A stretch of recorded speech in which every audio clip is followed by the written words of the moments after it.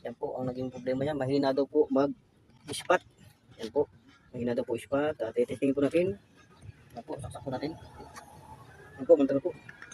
Manda na po siya. Yan po, manda na po yung blower. Yan po siya. Oh. Yan. Nakita po natin yung rad. Bukod po natin. Mahina nga po mag-spot. Yung welding na ito. Yan. Yan po. Siya ayaw nga po. Yan po. Tingin po muna natin yung welding na ito. Yan. Mahina daw po mag-spot. Yan po, mahina nga po. Sana, sagad na po siya. Oh. Yan. Yung problema yan, dumidikit-dikit. Hindi sagad na po yung adjust niya rito. Sagad na po ito. Yan, sagad na po natin. Yan, kung ano lang kung malakas. Yan po.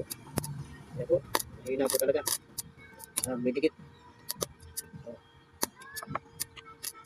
Yan po, ang problema ng welding nito. Mahina mag-spot. Yan po. Sagutin na po natin sa ating plug. Yan po ating gagawin na welding machine. Yan.